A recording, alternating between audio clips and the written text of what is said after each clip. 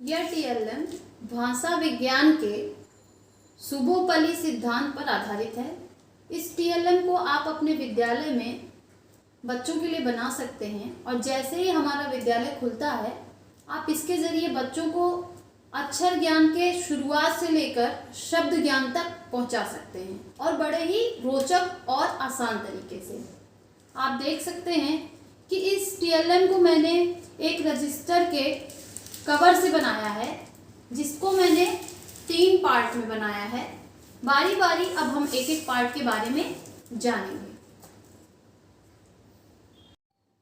इस टीएलएम के पहले पार्ट में मैंने नीचे एक ट्रांसपेरेंट शीट लगाकर एक वाइट बॉक्स तैयार किया है और इसके ऊपर मैंने अक्षर ज्ञान के लिए एक पॉकेट बनाया है, जिसके अंदर मैंने अक्षर कार्ड और मात्रा कार्ड को रखा है। इसके अक्षर ज्ञान वाले बॉक्स में मैंने अलग अलग अक्षर कार्ड बनाए हैं, जैसे कि आप देख सकते हैं कि पिंक कलर से मैंने स्वर को बनाया है और वाइट कलर पे मैंने व्यंजन को बनाया है, ताकि बच्चे स्वर और व्यंजन को भी अंतर समझ सकें। और इस पतले कार्ड पे मैंने कुछ मात्राओं के कार्ड्स बनाए हैं। इसका उपयोग हम कैसे करेंगे, इसको हम अभी आपको समझा देते हैं कि इसको हमें उपयोग में कैसे लाना है। जैसे हम बच्चों को अक्षर ज्ञान की शुरुआत सबसे पहले स्वर से करते हैं। ये मैंने स्वर कार्ड में अ बनाया है। हम क्या करेंगे, सबसे पहले इस अ कार्ड को इस ट्रांसपेरेंट बॉक्स के अंदर डालेंगे और बच्चे को पढ़कर बताएंगे कि बेटा ये आ है।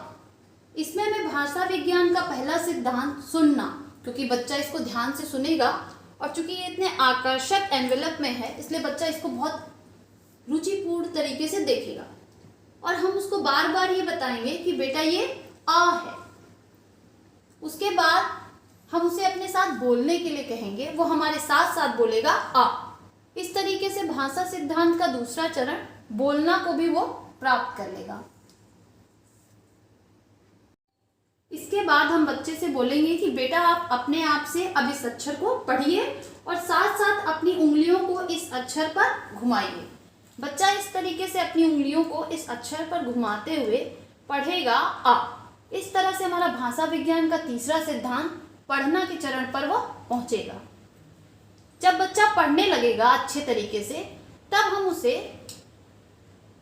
एक मार्कर देंगे। चूंकि उसकी मांसपेशियों का विकास हमने पहले ही उंगलियों द्वारा इस अक्षर पर चलाकर कर दिया है, अब इसके अंतिम चरण में हम उसे एक मार्कर देंगे और उससे कहेंगे कि बेटा आप इसके ऊपर इसको इस तरीके से चलाइए।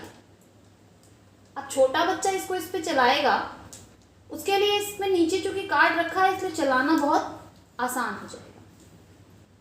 इस तरह से चलाते हुए वह भाषा विज्ञान के चौथे सिद्धांत लिखना को भी प्राप्त कर लेगा। अब बच्चे को जब हम यह कार्ड यहाँ से हटा कर दिखाएंगे तो बच्चा यह देखकर खुश हो जाएगा कि उसने आ बहुत आसान तरीके से लिख लिया है। इसको हम आसानी से किसी भी कपड़े से इस तरीके से रब करके साफ कर सकते हैं। इसके अगले चरण में हम बच्चे को व्यंजन सिखाने के लिए व्यंजन कार्ड को इसके अंदर डालेंगे और पुनः उन्हीं चरणों को शुभोपली सिद्धांत के जरिए दोहराएंगे।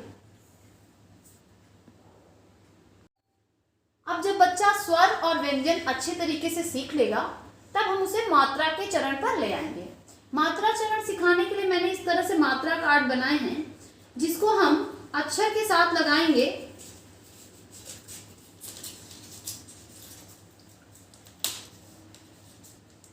और बच्चा इस तरीके से पढ़ेगा का पर आ की मात्रा का। इसी तरह से हम का पर ओ की मात्रा का कार्ड लगाएंगे तो बच्चा इसको पढ़ेगा का पर ओ की मात्रा को। हम इसमें बच्चे को अक्षर और मात्रा को अलग अलग भी दिखा सकते हैं कि बेटा ये का है और ये ओ की मात्रा है। जब का पर ओ की मात्रा लग जाती है तब वो बनता है को।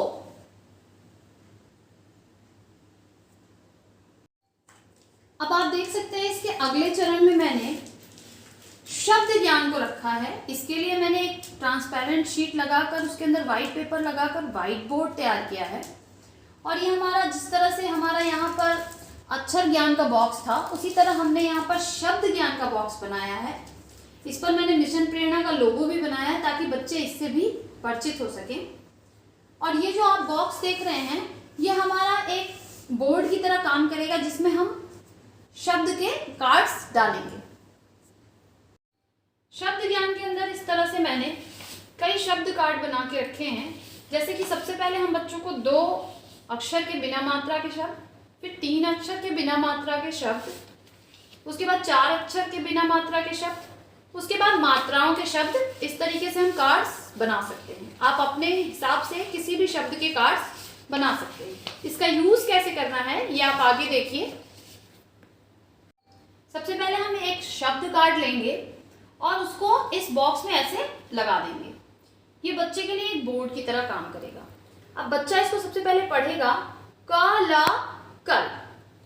उसके बाद मार्कर से बच्चा इस पर लिखने की कोशिश करेगा क ल कल। अगर बच्चा लिखने में कठिनाई महसूस करे तो पीछे की तरह ही हम इस कार्ड को इस बॉक्स में डाल सकते हैं और बच्चा इसके ऊपर लिखते हुए सीख सकता है क ल कल।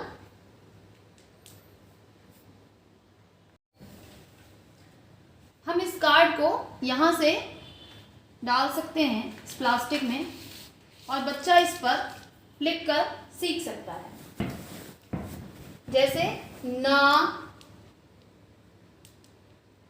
क ल, नकल।